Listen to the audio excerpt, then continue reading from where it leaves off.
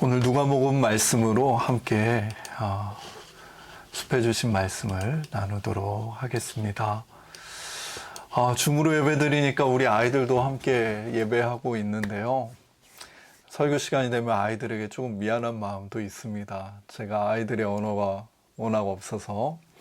근데 얘들아, 편안하게 있으면서 또 이렇게 엄마 아빠와 함께 같이 말씀을 들어보면 좋겠어. 뭐 처음부터 끝까지 다 듣기는 어려울지도 모르지만 굉장히 내 마음에 귀에 궁금하거나 인상적인 단어가 들려올 수 있거든. 예를 들어서 오늘 설교에서 목사님은 발굴이라는 말을 의도적으로 쓸 거야. 그 발굴이라는 단어가 뭔지 엄마 아빠한테 물어봐도 되고, 도대체 저게 무슨 말이야? 질문이 있으면 엄마 아빠나 목사님한테 해줘도 좋아. 그리고 듣다가 너무 힘들면 좀 누워 있어도 되고. 예, 오늘 아이들과 함께 또 이렇게 줌에서 예배해 보겠습니다. 느헤미야 말씀을 지난주에 나눴었죠. 느헤미야 시대의 예루살렘 성벽에는 여러 개의 문이 있었습니다. 문들마다 고유한 이름이 있었는데 느헤미야 3장에서 밝히는 문들의 이름이 이러합니다. 양문, 물고기문, 옛문, 골짜기문, 거름문, 샘문, 말문. 이 문의 특성과 그 성벽이 있다은 그 지리적 특성을 반영한 이름으로 보입니다. 특별히 수문 앞에 있는 광장은 무척이나 넓었던 것 같습니다. 느헤미야는 그곳에 남녀노소 할 것 없이 이스라엘 백성들을 모두 모이라고 말했고, 사람들은 그곳에서 에스라가 낭독하고 해설하는 말씀을 듣습니다. 이 수문 앞 광장으로부터 말씀과 이스라엘 백성들의 관계는 그렇게 점차 깊어져 갑니다. 저들은 말씀을 한번 듣는 데서 끝나지 않고 공부하고 또 말씀 안에서 알게 된 초막절이라는 절기를 다 같이 지키기까지 합니다. 내 삶과 무관하던 그 피상적인 말씀과 관계를 맺고 이제는 저 말씀이 내 삶을 형성하도록 걸음하고 있는 것입니다. 말씀을 통해서 하나님이 주신 이 초막절기를 지키면서 저들은 이전 세대가 알지 못하고 누리지 못했던 하나님을 만나고 있습니다. 무너졌던 성벽 같았던 하나님과 이스라엘 백성들의 관계가 다시 세워진 성벽처럼 견고하게 서가고 있었던 것입니다. 느헤미야 시대에 이스라엘 백성들이 이렇게 말씀을 듣고 알아갈 수 있는 수문 앞 광장이 있었다면 예수님에게는 나사렛 회당이 있었습니다. 우리 예수님은 공적인 사역을 시작하시기까지 30년의 시간을 나사렛이라는 한 동네에 머무셨습니다. 예수님은 그곳 나사렛 회당에서 말씀을 듣고 또 묻기도 하면서 당신이 누구신지 또 나를 향한 하나님의 뜻은 무엇인지를 알아가셨던 것입니다.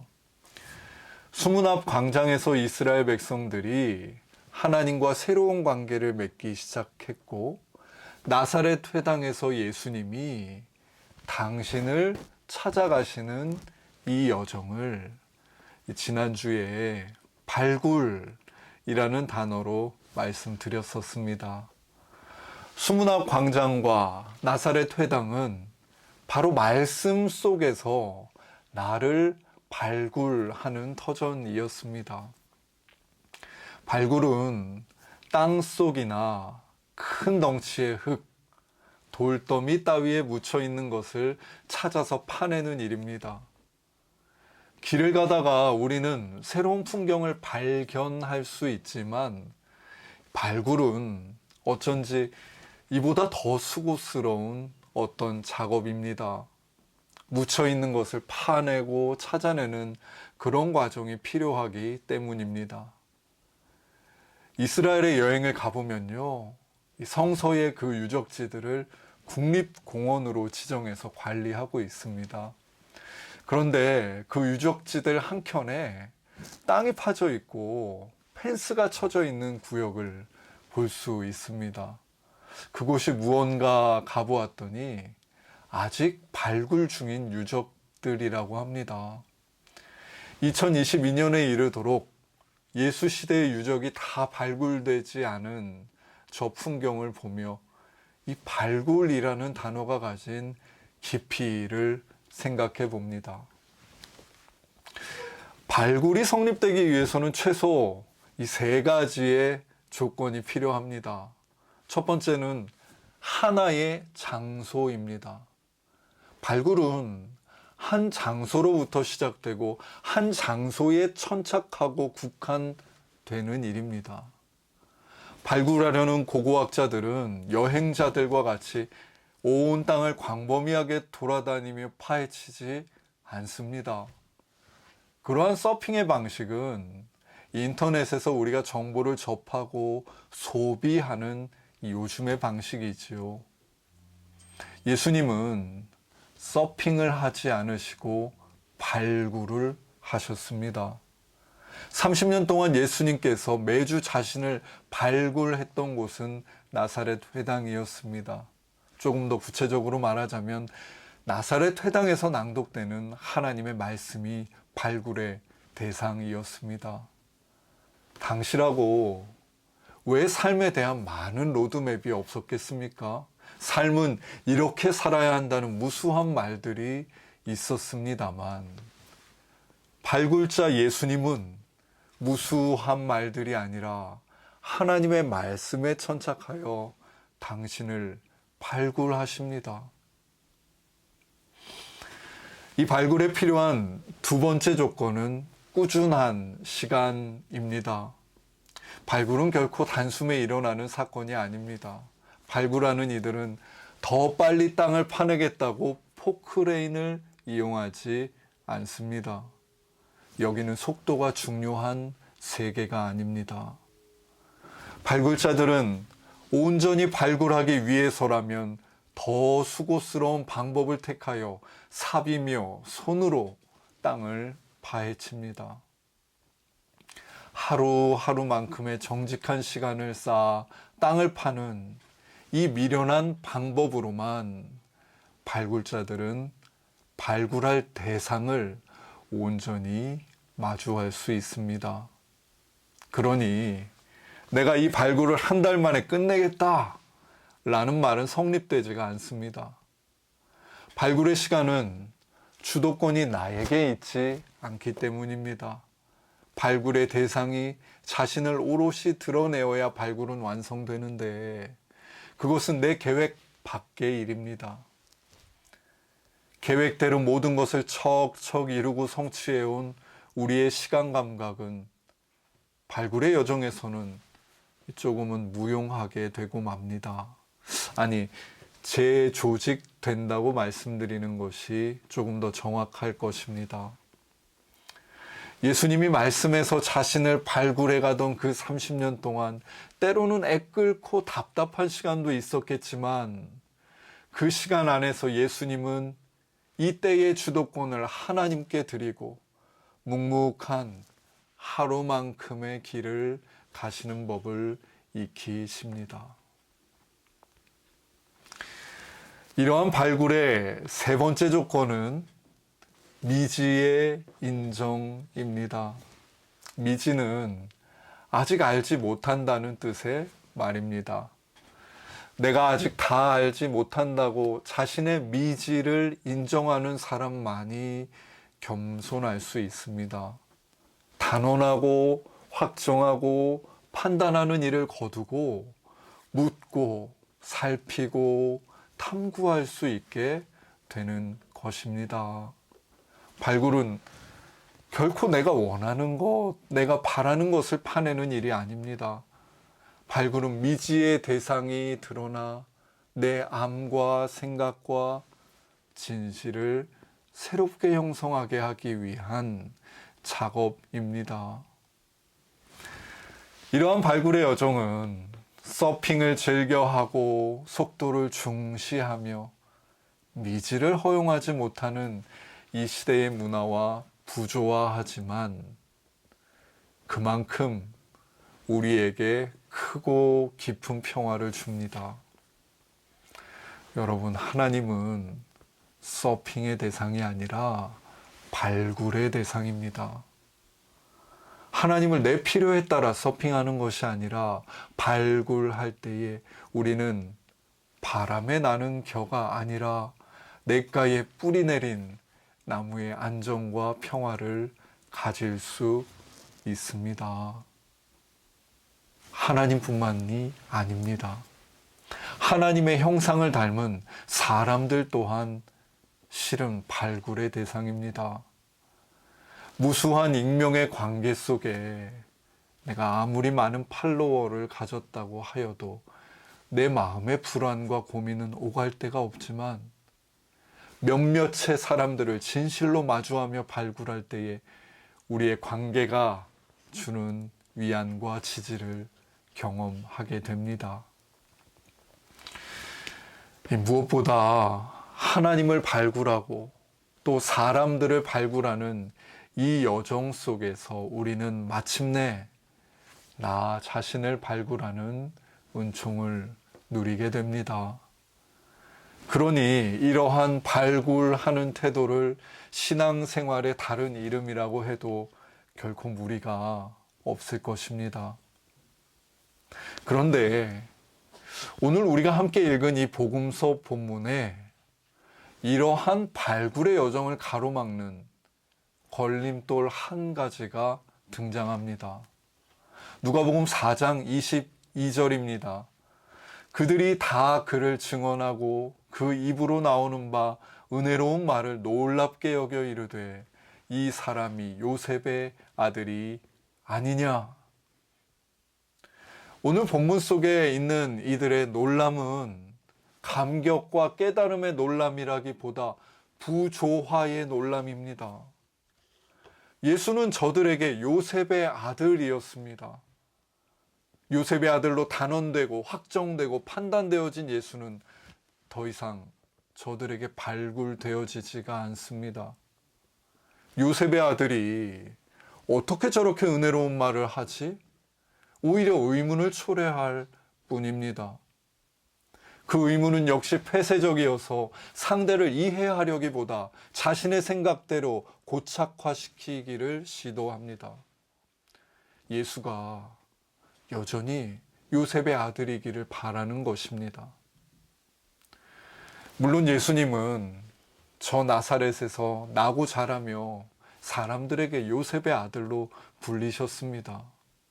하지만 저 나사렛 회당에서 자신을 발굴하는 그 수십 년의 여정 속에서 예수님은 새롭게 형성되고 자라셨습니다. 하나님 안에서 자신을 발굴하는 여정은 나를 발굴하는 일로 이어졌고 이렇게 예수님은 성장합니다. 키와 몸이 자랄 뿐만 아니라 하나님과의 관계며 믿음이 성장하는 것입니다.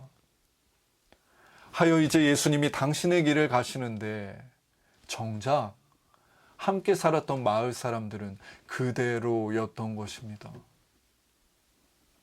지금 마을 사람들에게 필요한 것은 예수님을 다시 요셉의 아들이라는 틀에 넣어서 이해하는 작업이 아닙니다. 오히려 예수님이 주신 이 놀라움을 계기로 예수를 향한 발굴을 시작해야 하는 상황입니다. 하지만 예수님을 미지의 사람, 내가 더 알아야 하고 발굴해야 할 사람으로 여기는 일은 오늘 본문에서 실패하고 맙니다. 예수님은 자신을 요셉의 아들로 단정하려는 저들에게 엘리야와 엘리사 때 이스라엘 백성들이 은총을 받지 못했고 오히려 이방인들이 은총을 받았다는 이야기를 들려주시며 저들의 완고함을 지적하십니다. 회당에 있던 사람들은 예수님의 이 말을 듣고 분에 차올라 예수님을 공격하기에 이릅니다. 본문 28절과 29절입니다. 회당에 있는 자들이 이것을 듣고 다 크게 화가 나서 일어나 동네 밖으로 쫓아내요. 그 동네가 건설된 산 낭떠러지까지 끌고 가서 밀쳐 떨어뜨리고자 하되, 요셉의 아들 외에 다른 예수는 인정할 수 없다는 저들의 태도와 기세가 느껴지는 본문입니다. 요셉의 아들이 아닌 예수라면 동네 밖으로 쫓아내고 낭떠러지에 밀어 죽이려고 하는 이 완고함을 어찌해야 할까요? 우리가 믿는 예수님을 이처럼 요셉의 아들이라고 고착화시키는 완고함은 저들뿐만 아니라 우리의 삶에서도 다른 방식으로 나타나곤 합니다. 예수님을 내가 아는 한 가지 모습으로만 평생 부르고 지칭하며 사는 일입니다.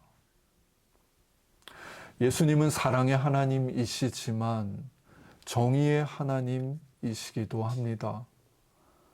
사랑의 하나님은 안고 싸매주시지만 정의의 하나님은 때로 무너뜨리고 심판함으로 우리를 세우십니다. 그런데 우리가 만약 한 하나님의 모습만을 믿고 기대하고 구하고 있다면 이는 예수를 요셉의 아들이라고만 부르는 일과 다를 바가 없습니다.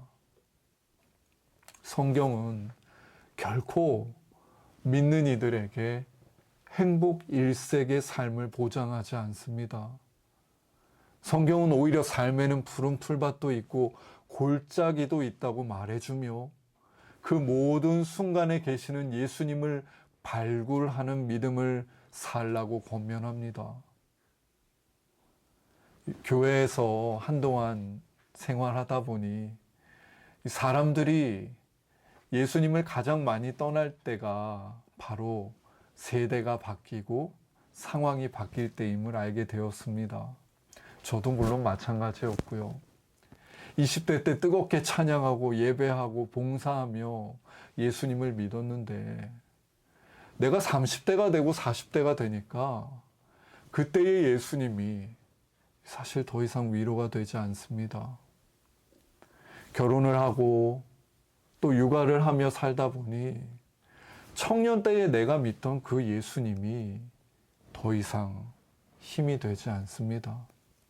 여러분, 우리의 믿음은 효력을 다해버린 것일까요? 물론 아닙니다. 오늘 우리가 처한 이 상황과 고민과 이 시대 안에서 우리는 다른 예수님의 얼굴을 발굴해야 할 시간을 맞게 된 것일 뿐입니다. 요셉의 아들이었던 예수님이 어디 가셨느냐고, 이전에는 힘이 되었지만 지금은 힘을 안 주신다는 말에는 이전 방식대로만 예수님을 믿으려는 고착화하려는 마음이 반영되어 있습니다. 그러나 우리의 처지와 나이만큼 예수님은 다른 얼굴로 우리에게 나타나시고 우리도 그분을 새롭게 발굴해 가는 것이 신앙생활이며 성장이 아니겠습니까? 그럼에도 불구하고 그때나 지금에나 내가 바라는 도움, 또 내 기대를 충족시켜 주지 않는 예수를 쉬 등지는 것이 우리입니다. 심지어 사람들은 예수를 낭떠러지로 밀어 없애고자 합니다. 발굴하는 수고가 아니라 밀어 없애는 편리함을 택합니다. 그러나 예수님은 결코 밀려 떨어지지 않으십니다. 오늘 본문 30절입니다. 예수께서 그들 가운데로 지나서 가시니라. 사람들은 아우성치며 고조된 감정으로 예수를 낭떠러지까지 밀어왔을 것입니다. 소리를 지르고 서로 밀치는 사람들이 가득 몰려 있는데 예수님이 어떻게 하십니까? 그들 가운데로, 그들 정 가운데로 지나가십니다. 여러분, 지금 저 예수님을 그냥 지나가게 두면 안 됩니다. 저 예수님이 그냥 이렇게 나사렛을 떠나게 두면 안 됩니다. 저 예수님을 붙들고 저 예수님을 따라 나서서 이전과 달라진 그 예수님의 얼굴을 발굴해야 합니다. 지금 예수님께서 그들 가운데로 지나심은 그들 모두가 다시 한번 보게 하기 위함입니다. 그들 모두가 돌이킬 기회를 다시 주시기 위함입니다. 예수님을 요셉의 아들로 국한하려는 내 생각을 넘어 예수가 가시는 저 길 위에 함께 올라 당신을 발굴할 기회를 주고 계시는 것입니다. 하나님이 사랑하시는 숫가족 여러분, 저 예수님이 우리의 삶 가운데로도 지금 지나고 계십니다. 우리의 집을 지나가시고 우리의 일터를 지나가십니다. 내가 아이를 돌보고 있는 그곳을 지나가시고 내가 오래 기도하고 고민하던 그 자리를 지나가십니다. 요셉의 아들 예수가 아닌 오늘 여기에 내가 몰랐던 얼굴을 내미시는 저 예수님을 발굴하는 이 믿음의 모험을 함께 떠나보지 않으시겠습니까? 우리 예수님께서 당신을 따르며 발굴하고자 하는 이들에게 주현 환한 빛으로 당신을 내어 보이실 것입니다. 같이 기도드리겠습니다. 하나님, 우리가 예수님을 요셉의 아들이라고 고착화하지 않게 해주십시오. 세월이 흐르며 예수님이 우리 앞에 다채롭게 나타나실 때, 예수님이 나를 이전과 다른 방식으로 인도하실 때 우리가 쉬 요셉의 아들은 없어졌다고 말하지 않게 해주십시오. 한 해 한 해 달라진 우리의 처지와 상황 속에서 예수님을 발굴하게 해주십시오. 그저 나이만 한 살 더 먹는 것이 아니라 당신을 향한 우리의 믿음도 이 한 해만큼 성장하게 해주십시오. 2022년 새해를 허락하신 주님, 이제 예수님을 발굴하는 이 모험의 여정을 숲가족들이 함께 시작하오니 주님, 이 한 해도 우리를 세워주옵소서. 예수님의 이름으로 기도드립니다. 아멘.